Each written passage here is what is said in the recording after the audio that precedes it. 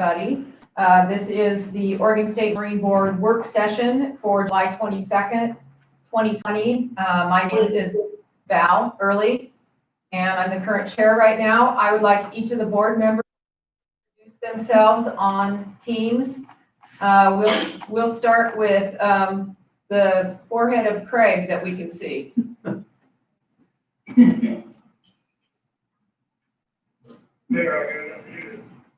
This is Craig Whitty. I'm a board member. I guess I'm the vice chair right now. Thank you. Vince? I'm here. All right. This is Vince Casper. Colleen? We can't hear you, Colleen. You have to unmute yourself. My apologies. You think I've done this before? It's Colleen Moran. And Laura? Hi, this is Laura Jackson. Colleen, I love your background screen. Your coworker pointed it out. She's like, I hope when you do your next Marine Board meeting, you're sitting in front of that curtain. And I thought, you are brilliant. I should do that. Yes. That's great. Nice job. Okay, so we are going to get rolling with our agenda here. Just a reminder that you do all have a hand function that will signal if you have something you need to ask, and you can use that on Teams there. Josh is going to give us the rundown of how the work session is going to run. So I'm going to turn it over to Josh now. Thank you, Chair Early, members of the board. For the record, my name is Josh Mulholland, Environment and Policy Program Manager for the Oregon State Marine Board. Today's work session is split into two different parts to discuss two different topics, two very important topics. And it sounds like Renee just figured things out. And actually, I'll take this opportunity, especially for those non-Marine Board members, please mute yourself now. Testing, it works. It works, Renee. We've got you on the line.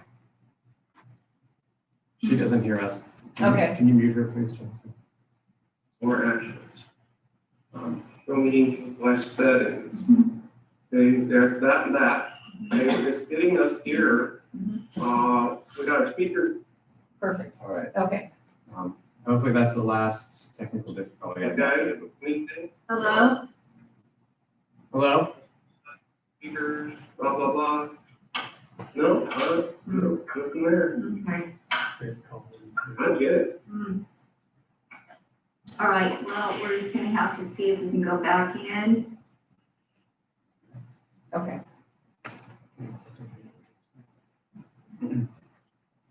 Yes. Okay, we're going to keep rolling here. We're going to start the discussion with the first half of today, the ongoing open rulemaking regarding the lower Willamette River. And then my colleague Dorothy Deal is going to lead a discussion about North and South Twin Lakes and a broader conversation on opportunities for voters with disabilities. Before I get into the lower Willamette discussion, I'd like to touch on a couple things for the board that's applicable to both topics. The first is the time frame noted on the agenda for this work session is certainly flexible. We put that timeline together to provide some kind of general structure to this meeting, but ultimately this 4-hour session is the opportunity for the Marine Board to have discussions on some two very important topics.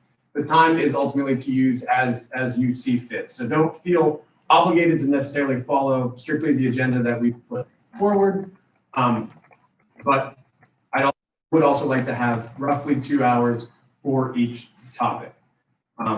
And the other thing for the board members is this is a work session only, and it's not the place for formally making motions or taking votes. We have agenda items in tomorrow's agenda for both topics that we're going to talk about today. So by all means, discuss possible, plans forward, potential regulations, etc. But please don't make any motions today. Tomorrow's formal board meeting is the place for that. I was also going to note the hand function in Microsoft Teams. I would suggest that we use that, especially for this first part of the meeting when we have some guests that have joined us, just to keep things organized, because with this many people, it could obviously devolve very quickly, as we've kind of seen already.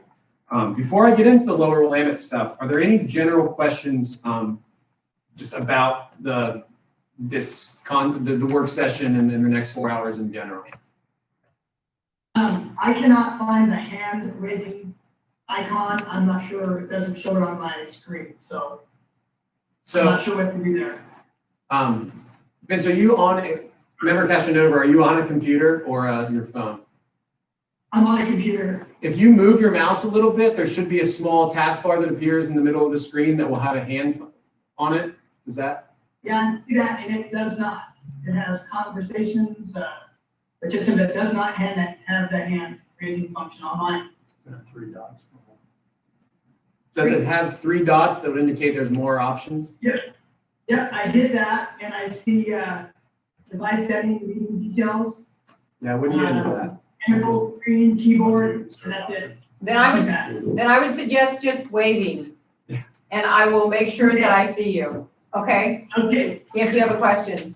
And just to follow up with what Josh was saying, for clarification also, each presentation is going to be done in its entirety. And so we'll try to reserve some questions for after they are finished with their presentation. So if you have something in the middle of the presentation that you want to follow up on, just make a note of it. And then when they get done with their presentation, we'll go ahead and open it up for questions. Not sure what that means. I don't want to ignore it.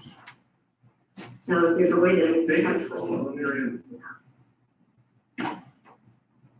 All right, I'm gonna keep going. So first, some very brief background into how we got here for the lower Willamette.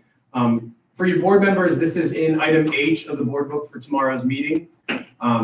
But the board opened up rulemaking for the lower Willamette at their meeting last October, citing concerns regarding safety, congestion, and other issues that they had been hearing over the course of the past few years.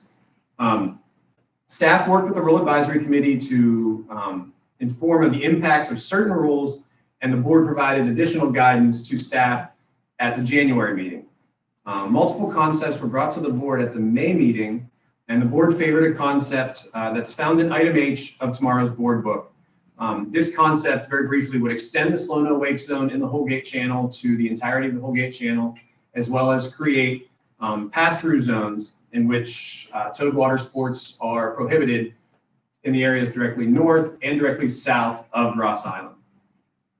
The board directed staff to seek additional Rule Advisory Committee input on the concept, and that input from the Rule Advisory Committee is found in Appendix A of your board book.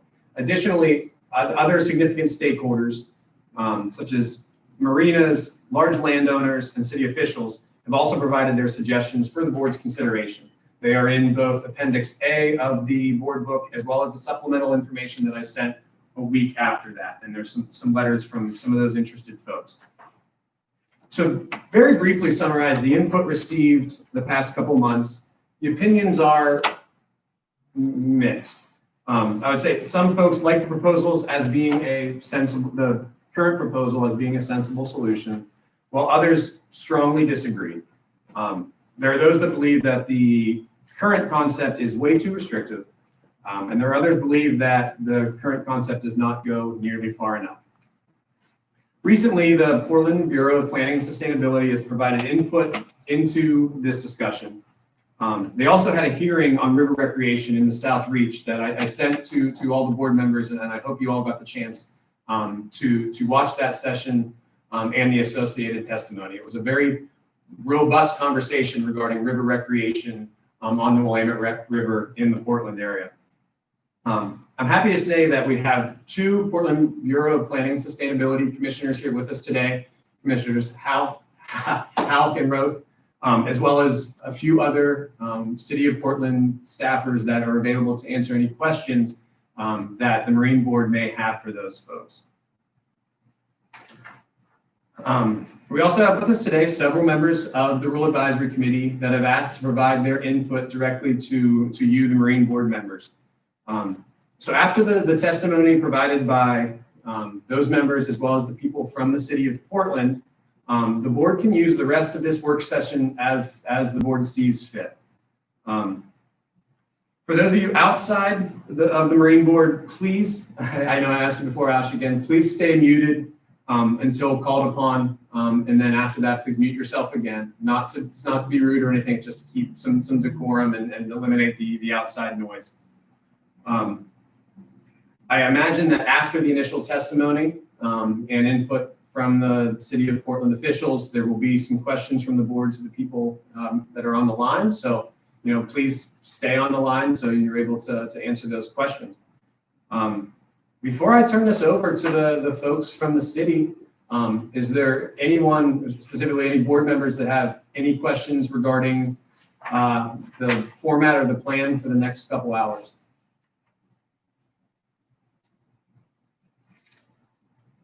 Looks good. All right, Okay, no hands. we're gonna get to go rolling.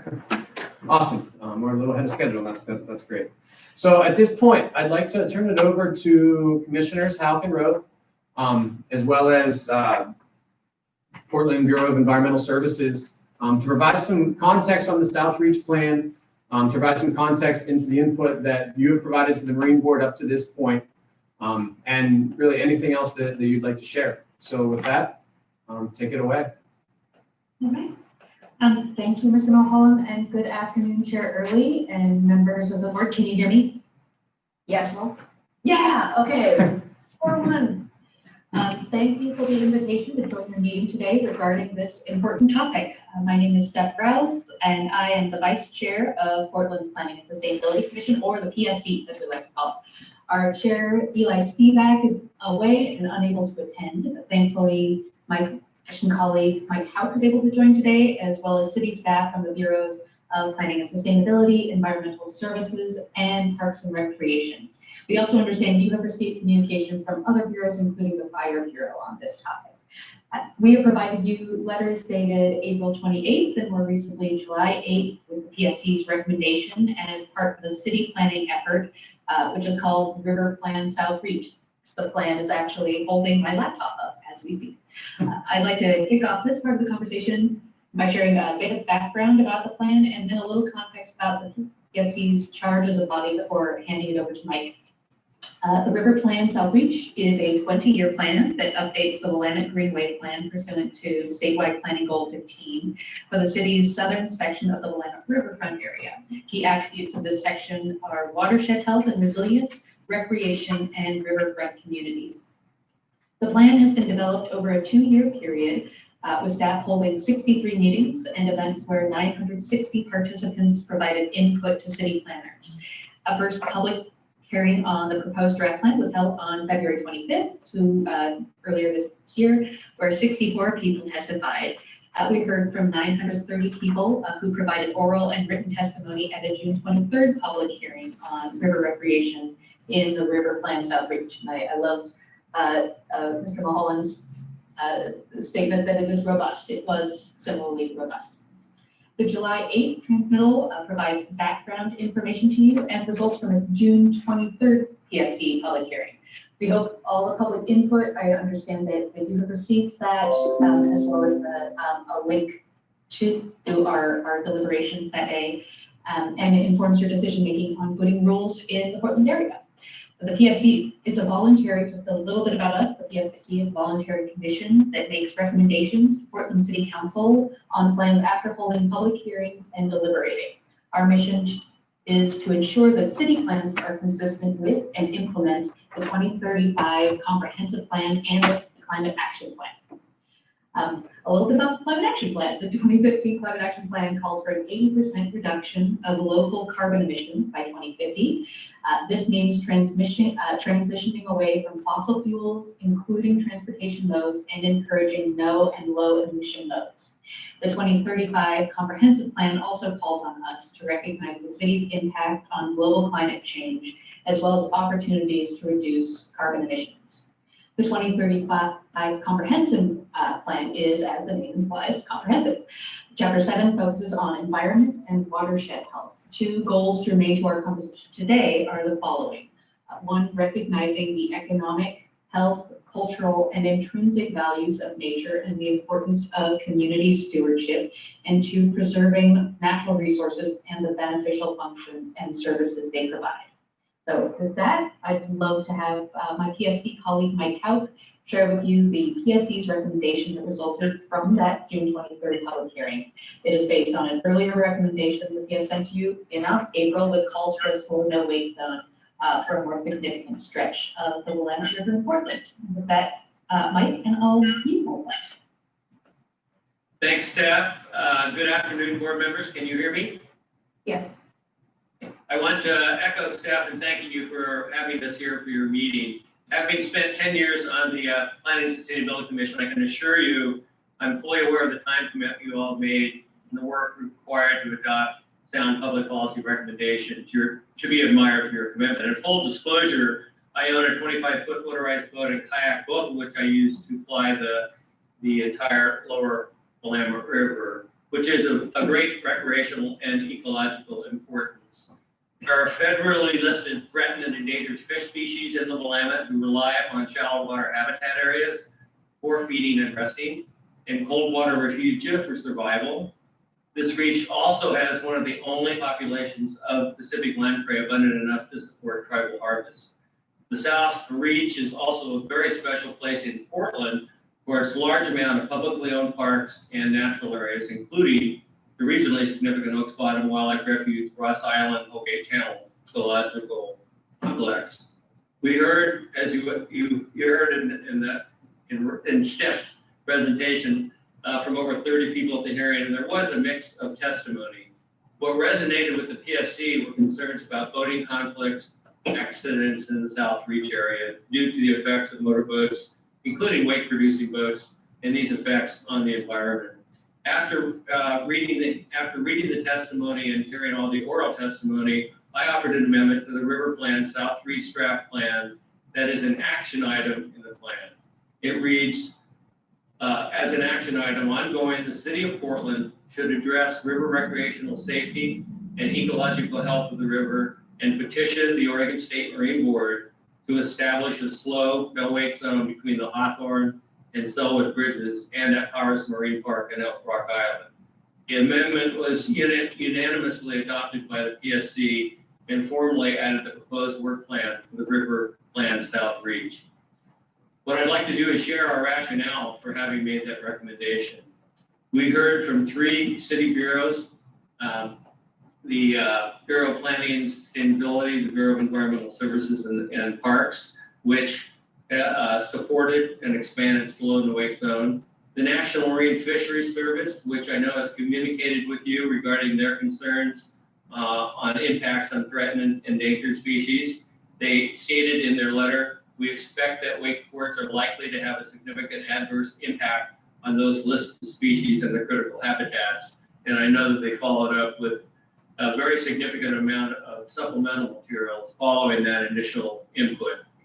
The PSC has received a very large amount of written testimony from human-powered craft users regarding impacts on the riverine environment, extreme safety hazards that exist between human-powered craft and motorized craft on the Willamette River, life-threatening events, and property damage associated with high-speed, wake-producing watercraft, among those who have provided written testimony.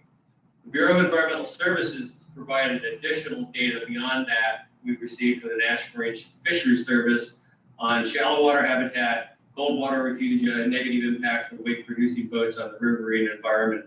After I conclude in a moment, I would like to introduce Katelyn, Lovell, Senior Program Manager, Science and Fish and Wildlife Program at the city's Bureau of Environmental Services, to provide more specific information.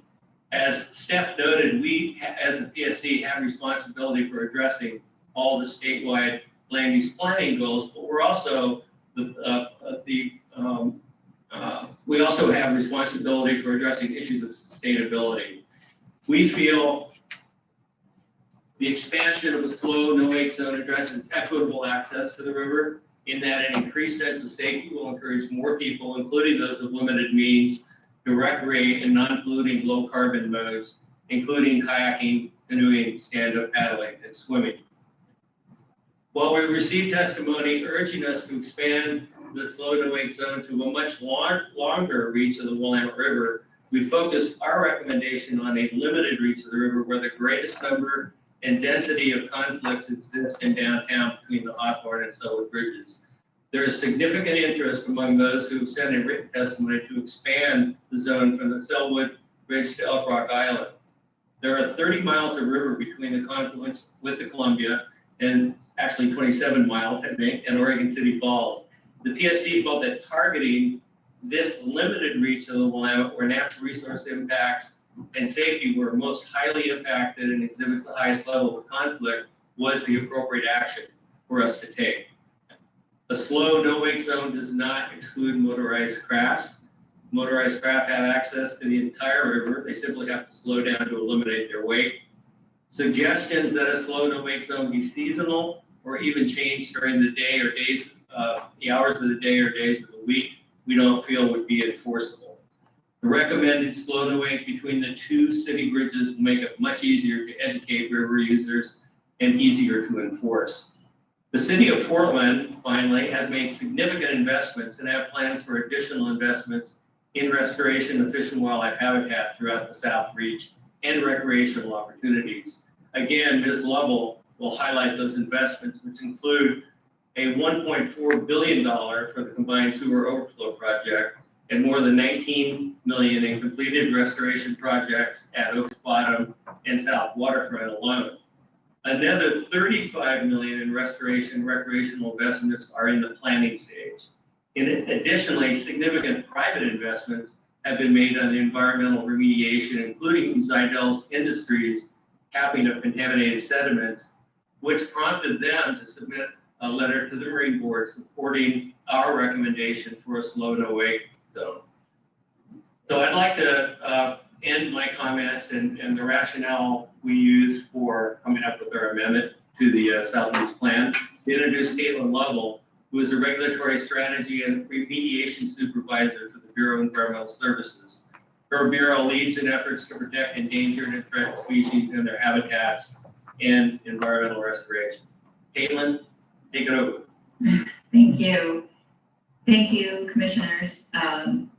I want to thank you for the invitation to share with you some of the fish, wildlife, and habitat work we've done in the Willamette River in Portland. Can you see and hear me, first of all? Yes. Yes. Yes. Getting nods? Okay. So as Mike alluded to, Commissioner Houck alluded to, the Bureau of Environmental Services is the city bureau responsible for water quality and watershed health through the management of sewage, stormwater, and surface water. He used two titles for me. I was, up until March, the Science Integration Division Manager for the Bureau. And in that role, was responsible for a lot of the water quality and salmon and steelhead monitoring, and for the Willamette River itself as well.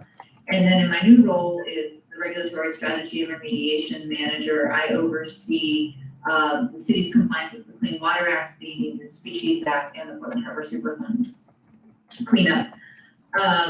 In support of our watershed health mission and regulatory drivers, we seasonally monitor salmon and steelhead populations and their habitat in the Willamette River in Portland, which I will speak to you briefly about today.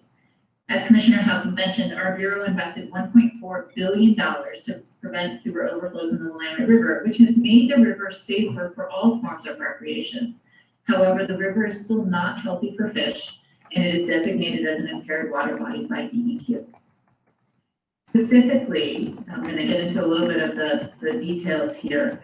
The lower Willamette River supports 13 federally listed salmon and steelhead populations. And I think that's really important because it is the most number of salmon and steelhead listed of any city in the entire West Coast. So we are very familiar with the ins and outs of endangered species salmon and steelhead.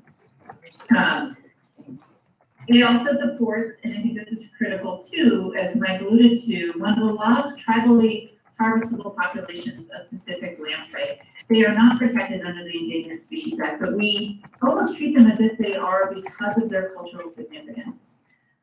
The juvenile life stage of salmon, steelhead, and lamprey depend on shallow water sandy habitat in the Willamette River.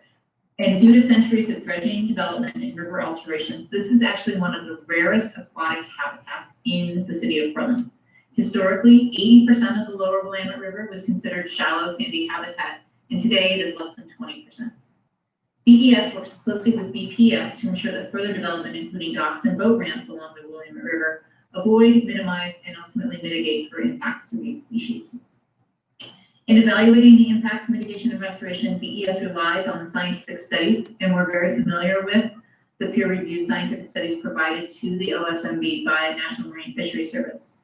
Collectively, these papers identify the following impacts: rates, stranding of fish as a factor of wave height, habitat instability and increases in suspended sediment, which is linked to the disruption of feeding behavior and predatory avoidance, shoreline erosion impacts, displacement of fish, changes in the structure, function, and service of all ecosystem functions, as Vice Chair Roth alluded to. This includes abiotic and biotic factors, sediment, nutrients, and benthic communities, which are the food base for not just salmon and steelhead, but all fish and aquatic populations in the Willamette River. Predator-prey behavior changes in boat operations that include pollution, noise, and as factors for invasive species. One of our critical worries that you are very familiar with is the potential for the introduction of quagga and zebra mussels in the Willamette. And suppression of emergent vegetation, which also dissipates. The vegetation itself is a really important factor for dissipating damage from flooding. We work closely with NIMS, the USGS, the U.S. Geological Society, the Environmental Protection Agency, Oregon Department of Fish and Wildlife, Oregon Department of State Lands, and the Oregon Department of Environmental Quality on collecting and exchanging data on fish, water quality, and habitat. As I mentioned, we monitor for salmon and steelhead in their habitat annually within the Willamette. And I do have those maps. If anybody would like to see them, I can share my screen with you. We have additionally added the public access recreational areas to show really how intertwined these factors are in the delicate balancing act that our PSC was faced with in providing that recreational opportunity and protecting fish and wildlife and habitat. We wrote a lot of this work up in our data. We summarized that in what we call the Willamette River Characterization Report that was provided to the PSC as part of the South Reach Plan. BES has produced maps, as I mentioned, showing where all of these areas are within the South Reach Plan. Not included in our maps, but I know that you've received public testimony on the cleanup sites also within the South Reach. And those are of paramount importance to our Bureau because the durability of those cleanup remedies to contain the contamination into the future is really critical for, especially for our downstream cleanup efforts, which are just getting underway in the Portland Harbor Superfund area. Finally, as Commissioner Hauck alluded to, BES has invested millions of dollars in long-term maintenance and restoration along the Willamette River. And our maps also depict all of those sites, both completed and planned. We're currently in the design planning stages for projects at Tryon Creek Highway 43, Oaks Crossing at Selwood Park, and at Kelly Point Park. And those are in partnership with the U.S. Corps of Engineers and will actually bring over $20 million of federal appropriations into the city of Portland specifically for restoration. And I think that's pretty important. It's not just city money that is going to this restoration, but it's also federal appropriations. In addition, we're partnering with ONSI, the Columbia River Intertribal Fish Commission, and the Associated Tribes of Northwest Indians to enhance and restore the riverbed from the Hawthorne Bridge to the Tilikum Bridge on the east side of the Willamette River. And that project will include approximately 1,700 linear feet of habitat restoration, along with boating access, the Holman Dock. We will be rebuilding the Holman Dock and designing for swimming enhancements as well. So with that, I'd like to conclude and thank you again and happy to answer any questions you might have.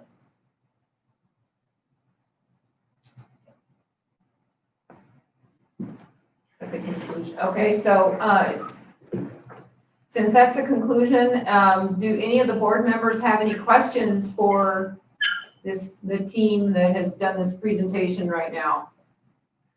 I have a couple questions. Vince? I'm raising my hand. I saw that. Okay. So talking about safety and incidents that we've had on the lower Willamette, do we have any data that supports? I know that Larry does a good job of sending us when we have boating accidents, fatalities, what have you, but I don't think I've seen a whole lot of incidents down in downtown Portland. Do we have data that supports The idea of, careless boaters. I know we had the one incident with the boat that was cracked in half by a careless boater. Do we have any more data that supports that? Want me to take that? Yes. So, board members, Larry Warren, Director of the Oregon State Marine Board for the record. So, the short answer to that would be, we don't have a lot of reported accidents in our accident system.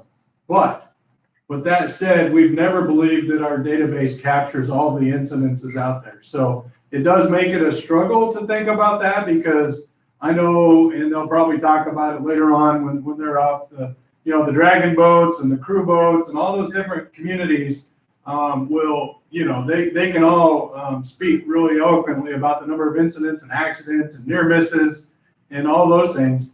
But what doesn't happen is, and I think it's somewhat just the boating culture, people don't think to report everything to the police like they might with a car, is people then don't pick up the phone, call the police or Marine Patrol and get that reported. So I'm always really cautious. I think the last time we looked at the data, there was less than 10 accidents reported in a year on the Willamette, but I would not, with a good conscience, tell you that's all that happened on the Willamette in a year. I think a lot of what happens goes unreported.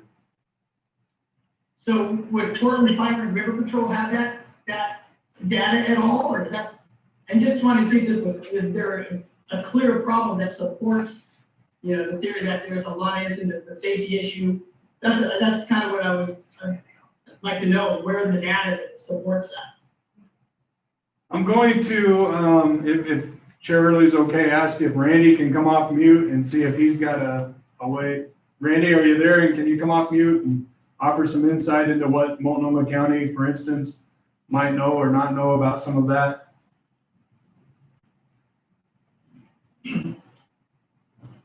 I will try. Can you hear me? Yes. Okay. So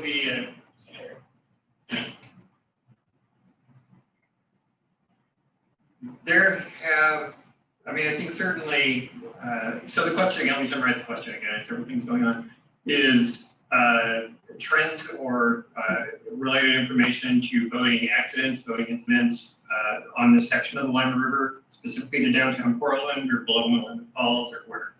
Yeah, downtown Portland involving non-motorized. I haven't had any data and any information on how many of those have been reported. I feel like Larry does a good job of sending information, when we have boating accidents and what have you. So I just haven't seen really a whole lot of that. And I wonder if we're just not getting the whole picture, or is there data that supports that there are quite a few accidents involving motorized and non-motorized incidents and what have you. Like what we heard with the, I'm not sure what kind of boat that was, that was tipped over, but that kind of stuff. How often does that happen is kind of what I was asking. Is that something that's just a once in a while occurrence, or happen every weekend, that kind of stuff? Yes, Chair Board Member Castronova. Not such an easy question to answer, partly because of the reasons that Director Warren alluded to. We figured that for non-injury accidents, we probably only get about 10% of those reported to us. With non-motorized boats, it's much more difficult because the reporting threshold is injury beyond first aid or minimum $2,000. And obviously, if you capsize a wakeboard boat, you're talking about a lot more money. You capsize even a smaller fishing boat, you're probably reportable. If you capsize a kayak or a canoe or something else that can be easily righted, that's not going to be reportable as long as there were no injuries beyond first aid. So many of those do not get reported to us. In fact, I don't think most do. We tend to hear about them through social media, phone call, or complaints. In regards to Multnomah County, being called out for those, Multnomah County is the entity that is now joining. Multnomah County does respond to those types of incidents. They also respond to all the other bridge jumpers, and there are many of those and other incidents. So I would have to to go back and talk to them, see if they account for those things. I mean, differently we do. I would have to look at our incidents, which I could do pretty shortly, and see what sort of incidents are reported. But those numbers are anecdotally, there is some increase. We don't have good numbers showing this large increase. Okay, thank you, Mr. Henry.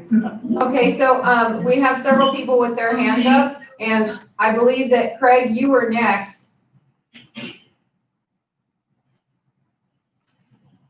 Okay, Yeah. I'd like to ask a question of Mike and staff. Your plan seems to focus on a very small section of the lower Willamette. You seem to focus on non-motorized boats. You have plans to cover the entire lower Willamette plan, and do you see accommodating boat rate anywhere on the lower Willamette? So Mike and Steph, that question was directed to both of you. So if one of you wants to take a shot at that first.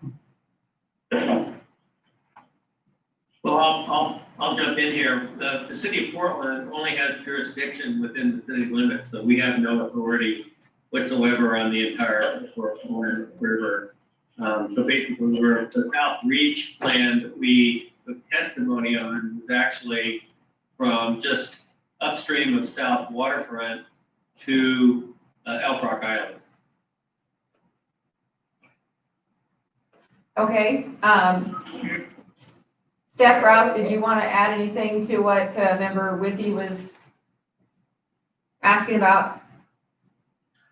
No, I'd like Mike's statement speak for, I was just going to the previous member Castronovo's question, just to echo earlier that we received a lot of testimony that mentioned safety concerns anecdotally. Okay, the second hand that was up was from Mike. So did you have something additionally you wanted to respond to Member Castronovo?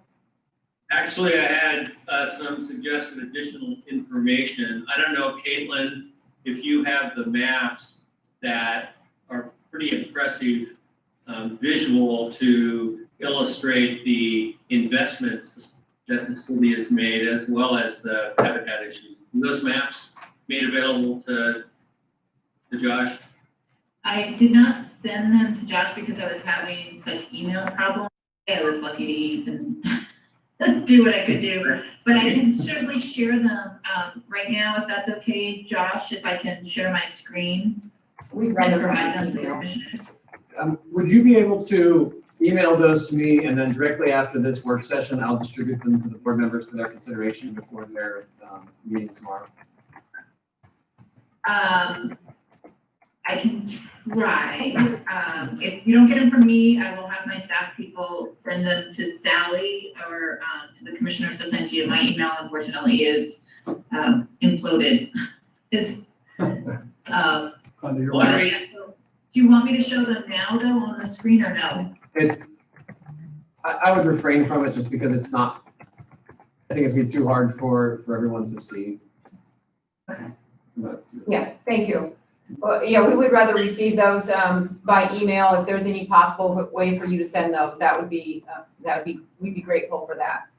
Yes, I will make sure you get them. I Okay, would appreciate it because it's very significant information regarding investments. Thank you. okay, and now our next hand up was from Member Laura Jackson. Okay, so for Member Castronovo, I think your question, you may get some, a little bit more information and some quantification from one of the other speakers a little bit later this afternoon. Catherine Muir, who I believe is going to be talking, has a lot of information about numbers on incidents down in that downtown area, at least from the boat clubs that he kind of represents. Question for either the PSC or Ms. Lovell. So this is the South Reach plan, and you guys, Mr. Hodges did a really nice description of what South Reach is. Are there plans for the other City of Portland jurisdiction reaches either have been adopted or are in the process of, or up on deck to have plans done for them. Yes.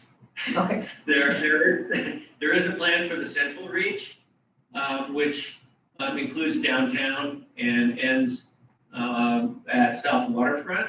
And the south reach, as I mentioned, goes from slightly upstream of South Waterfront to Up Rock Island. And in the future, we hope, those of us who've been working on the Willamette, hope in the near future, the north reach will be addressed as well.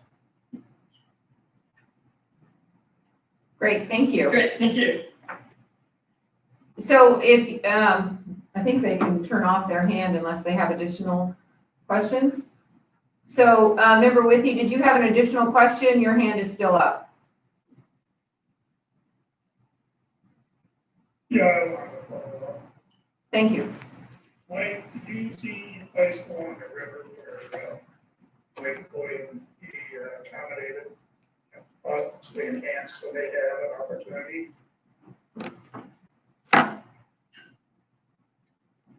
Well, as I indicated, there are 27 miles of river between the confluence of the Columbia and the Willamette Falls.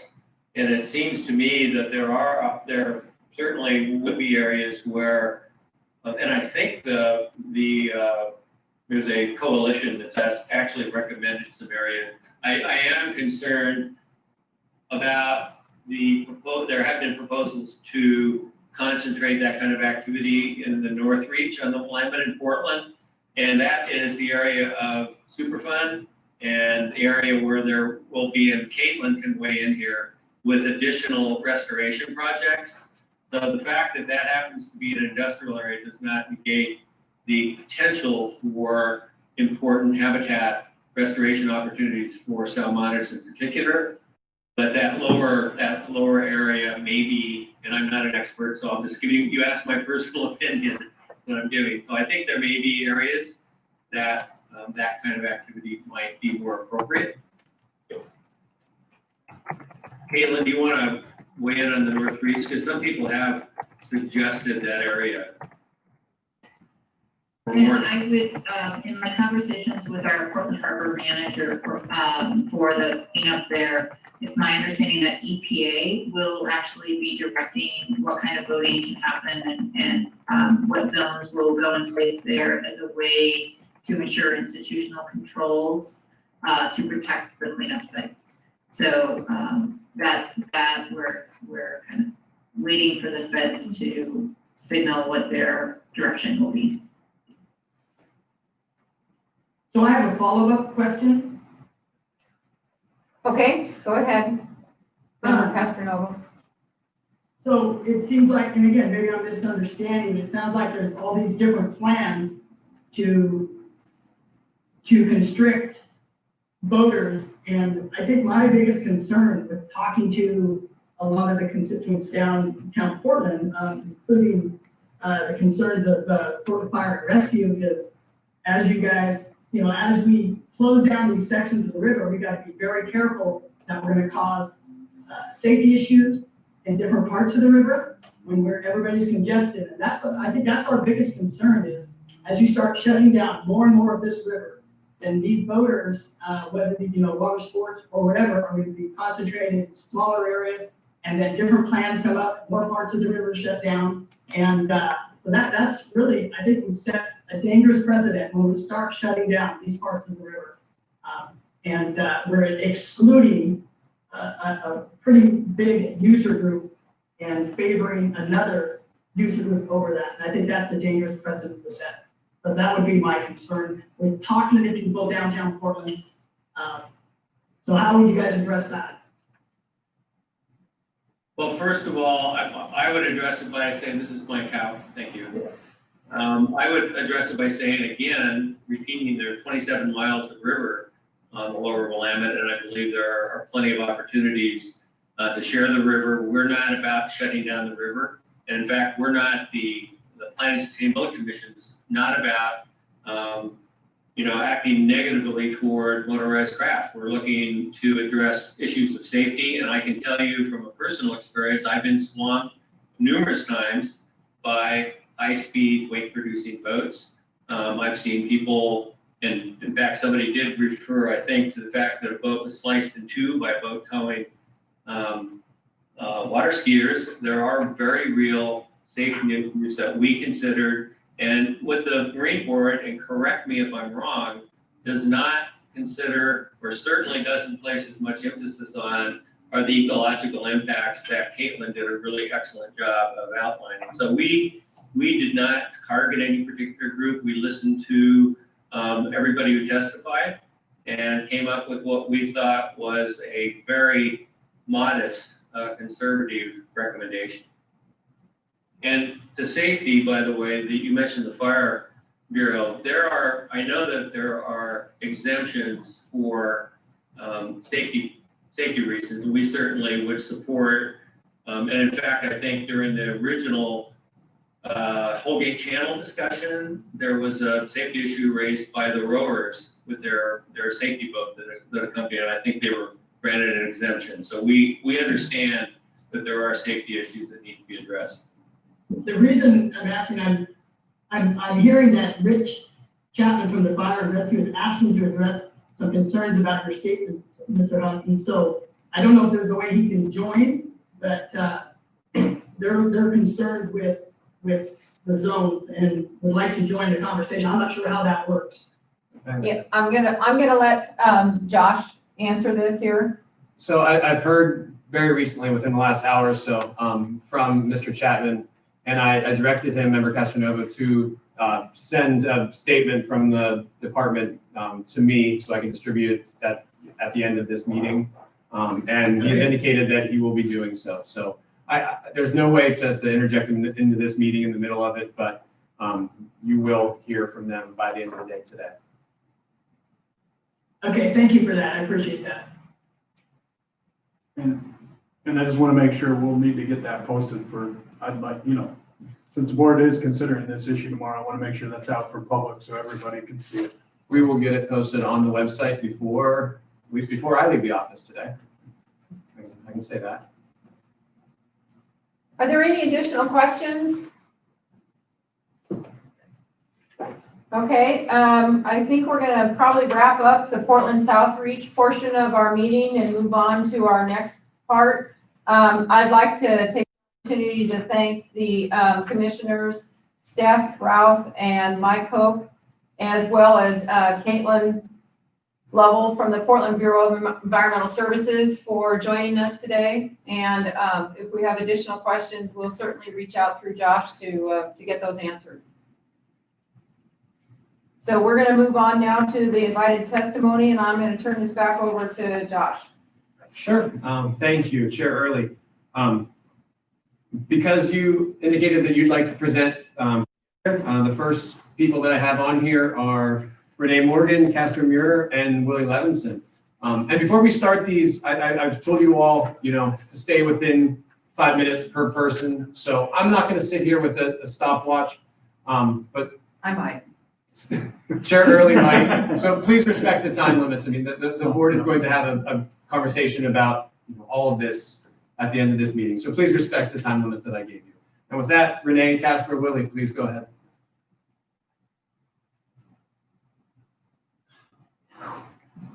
Make sure you unmute yourself before you get rolling. There we go. Yes. All right. Yes. Yes. Good. Good. Chair Early and board members, thank you for having us here to speak and continue work. I would also like to echo your thank you. I'm sorry, I don't mean to interrupt, but Renee, if you could just introduce yourself for those that are just on the phone, that's helpful. Thank you. Yes, thank you, Chair. I am Renee Morgan. I am a South Reach Floating Home resident and spokesperson for Calm Water Coalition. We would like to thank the Portland Planning and Sustainability Commission for their proposal. And we want them to know and the board to know that The no-wake zones, the zone they are proposing would improve safety for thousands of users and critical habitat and property. There's no doubt. We applaud the proposal, and it shows and demonstrates to you and all of us the expanding community interest in safety and river health. The currently proposed pass-through regulation concept is the one we've been focusing on because we are interested in primarily safety on the South Reach.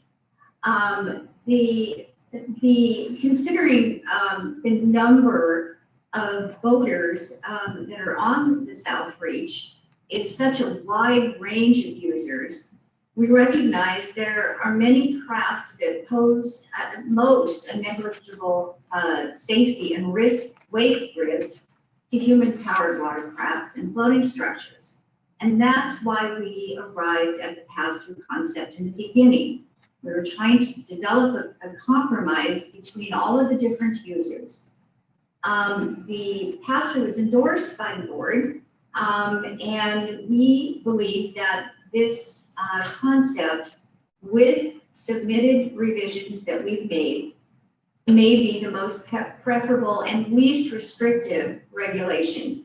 It reduces disruptive wake while allowing all boaters to transit through South Reach. But that said, there are several important amendments that are necessary to the current proposal. The pass-through won't work without them, and that would leave the no-wake proposal as the other alternative. So the key amendments, just briefly, are this: 2 no-wake zone safety overlays to the pass-through. An extension of the no-wake zone through the northern end of Holgate Channel, and I'm assuming that everyone can see the maps and the descriptions of the pass-through amendments. Is that right?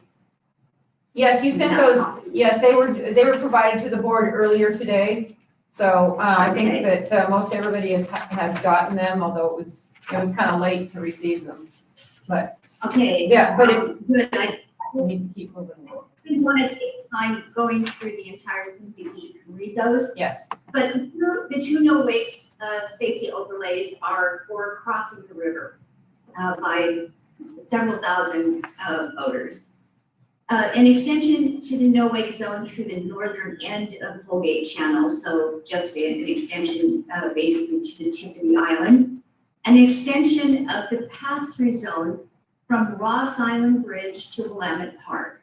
So the section on the current proposal that is open is not going to be safe. I'm going to give you some information about why that we have learned fairly recently. And the last thing is, of course, the exclusions for the commercial tour boats, businesses here, as well as all of the safety vessels. So looking at the changes, the pass-through rationale. The reason that we landed on this instead of a slow no wake, not that we don't like that idea for South Reach, as congested as it is, we like the fact that this pass-through proposal would give towed sports only about a little less than 4 miles of the 16.7 miles to the confluence of the Columbia, and that's not counting the other direction. There's more mileage that could be used. All the boats are able to transit directly through the pass-through either direction.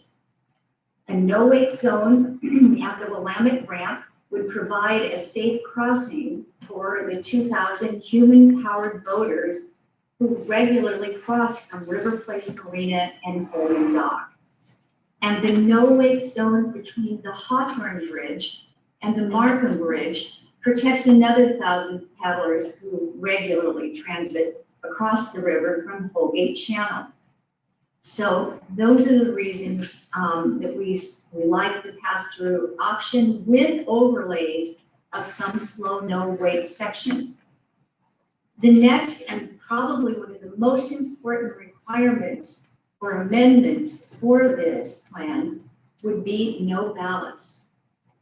So Renee, I'm sorry, I don't mean to interrupt you, but this is the stuff that you actually included in your proposal to us that's on the written paper. So we want to make sure that we have enough time for everybody and an equal amount of time for everyone.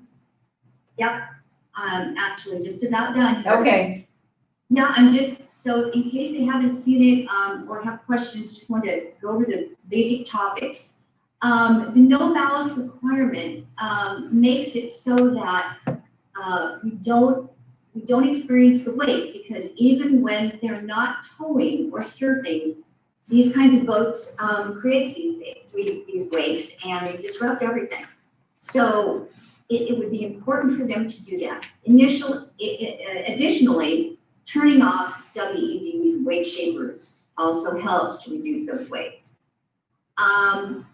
We decided to make the Ross Island West Side pass-through extension to the current proposal for a few reasons. One is because it's the place where the most paddler and wake accidents occurred.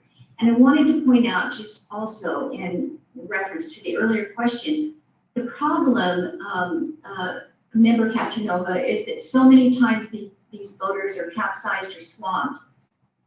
They never see the boat who did it. Very, very hard to even report, because you didn't see it.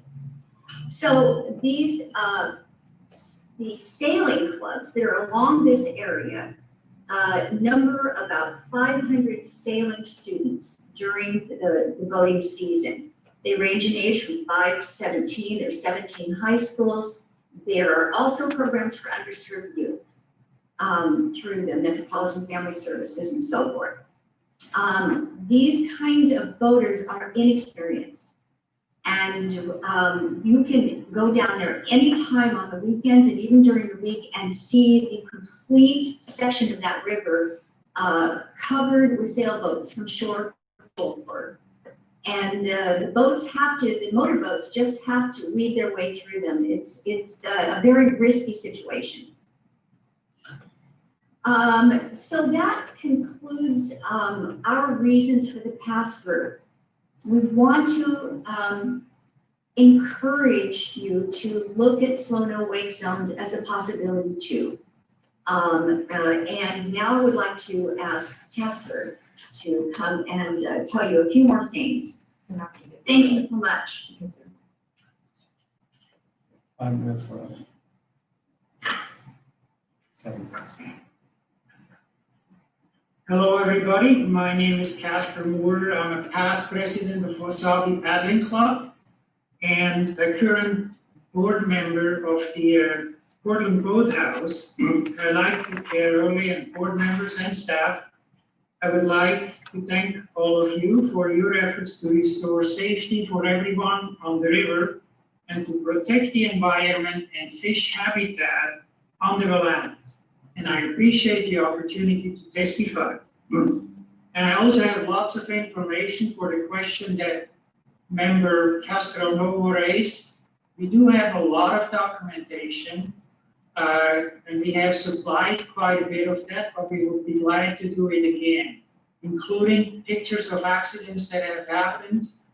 And like how I have been swamped numerous times, and so have most dragon boaters out there. Some teams report weekly swampings at least. So, the Planning and Sustainability Commission hearing on June 23rd was very significant in 2 ways. First, it highlighted the widespread and deep-seated safety fears of non-motorized boaters because of the human safety emergency that we have experienced in the last 2 years. And second, it also highlighted the widespread concern for river habitat and declining fish levels. Our primary objective at Calm Water Coalition is to stop the rapidly increasing accidents of swamping and capsizing of human-powered boats and damage to floating homes and to restore safety for everyone. That is why we have made these important amendments that Renee was just talking about to the pass-through zone.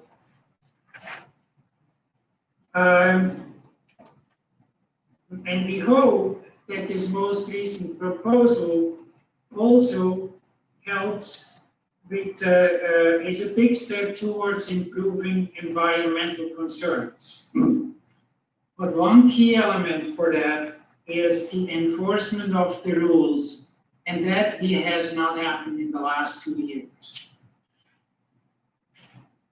So, written testimony to the Planning and Sustainability Commission clearly showed many of us are very concerned about river habitat in addition to safety on the river and declining fish runs.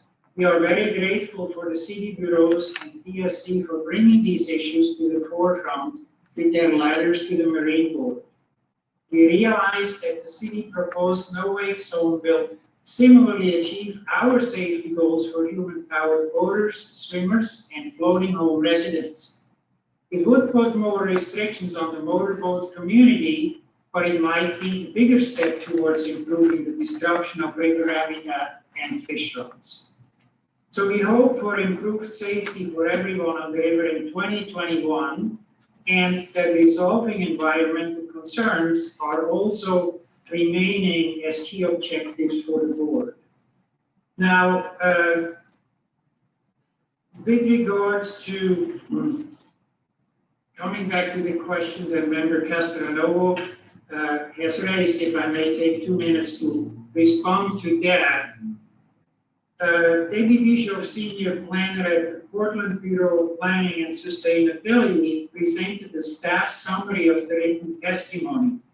They reviewed 606 submissions, 70% out of the 876 that they had at the time. 2/3 of the respondents favored a slow no-wake zone. 1/3 was against the slow no-wake zone, and a few of those favored a compromise approach. And Debbie also said that for light watercraft users, the biggest concern was with boats that produce large wakes and concerns for capsizing, injuries, damages to watercraft. And those came up again and again. We heard from a lot of non-motorized boaters, she said, and families on the river deciding to feel safe while recreating. And I would like to say that all of that testimony was written by the individuals. It wasn't a script that they kept copying and signing totally differently.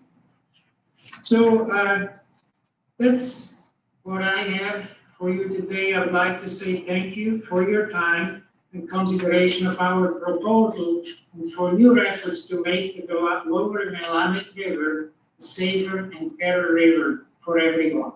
Thank you. Okay, Willie, it's gonna be your turn, but we have to provide, parity for the other groups that are speaking, so we're gonna have to keep you shorter, please. Happy to oblige. Thank you. I just want to say, first, thanks for all of the commissioners' volunteer time. I've appreciated having a chance to visit with most of you, and I know you guys are faced with a very difficult decision. But ultimately, when you sign up for a role like this, I suppose you enjoy the challenge of trying to sort out decisions like this. So from Human Access Project's perspective, it's very difficult to go against our planning department. The 2035 plan is one of the most expensive, intensive public outreach processes that the city will go through. And it seems very clear, particularly through the second round of testimony and all the information that was collected, that the city of Portland resoundingly is interested in having a safer river. The thing that I've noticed from a swimming perspective most is that right now, because I think there's less dragon boaters on the river and maybe less crew teams, that there are a lot of boaters that are really having a lot of fun out there in terms of the wake creation. and the river feels very choppy. So the mission of Human Access Project is to transform Portland's relationship to the Willamette River, and one of the biggest tools we have is just getting people to the river's edge, getting people into the water. When you're somebody who is not an advanced swimmer, seeing all the weight in the river is certainly a lot more intimidating. And I've come to the conclusion myself that number one, I am in support of the city planning commission's proposal, but not without a carve out for commercial boats. And we are not interested in seeing any impact on Portland Spirit, on Willamette jet boats. And we'd also like to put out there for consideration that we are interested in having as many users in the river as possible. People who wake sport, haven't done it, does look like a lot of fun. I do enjoy being on boats, motorized boats, that we would like to see a wake priority zone, which is north of the Steel Bridge. This would add greater capacity to the river because virtually no one is using this stretch now. There are 2 boat ramps in the stretch of river that's north of the Steel Bridge. And this is an area that is extremely difficult for people in kayaks or swimmers to get to. It would effectively add capacity to our river. And I also like the idea of giving it wake priority. I felt that it was very compelling as I was through the committee that one of the members said, hey, if you're going to tell us we can't wait in one place, that there should be a place that you guys can't non-motorized boat. I would not go that far, but I like the idea of having some sort of hook, tag, or add-on so that if there was somebody in the wake priority zone and it was really choppy, of course people would not intentionally swamp people, but if it's a little choppier there, they can hold their hat on the fact that this is a wake priority zone, so part of the river that is designated for that type of use. And I'm 100% behind activating for that, and I'm behind the wakeboarders to the extent that they're interested in doing that. And ultimately, what I'd say about that stretch of river is I know it's not their first choice, but it's a heck of a lot closer than Hagley Lake. And I also understand culturally that wakeboarders like being watched. On the seawall on the west side, there's an extremely untapped opportunity to be able to put stadium seats up and be able to have wake competitions right in downtown Portland, utilizing existing infrastructure with very low cost. I think the voters, once they start using it, would learn to love it. And I hope that the board would have some consideration. Just recently, it's uncanny how 3 different people have come up to me saying that they swam the river and they were very surprised by the level of wake. I feel like it's a little stronger than normal, as I said, this year because the lack of non-motorized boats that are out there from dragon boaters and crew teams that might normally be there, I think does slow people down. And I also want to say that the people I noticed on this call, I don't think any of these people are bad players. The people who served in the committee, I absolutely give the benefit of the doubt to that they do handle themselves responsibly. I can't read the notes that are written, so I'll just leave it at that. Thanks, Willie. Appreciate it. You did pretty good keeping it shorter. So, thank you.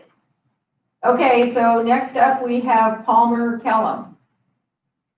Is he on the line? Palmer's the one that I believe that you muted. The 503 number? Yes. Okay. Palmer, We're trying to get you back on here. Hey, I'm sorry. There's one more note I was able to read super quick. I think it is really important to note too that in my experience from the feedback that I've seen, virtually every constituency in Portland outside of wake people are in favor of no wake. I mean, that kind of says something. I mean, sometimes when you make policy, if you're able to piss off the least amount of people as possible, that sort of says something. I think if you look at the groups of people between homeowners, environmentalists, businesses, non-motorized users clubs, there's virtually, I have not been able to identify any other user group outside of the wake sport people who are in favor of not having no wake. So I think that's also very interesting to consider. Thanks, Willie. We need to move on now. So, Palmer, we have problems here hearing you. Can you hear us?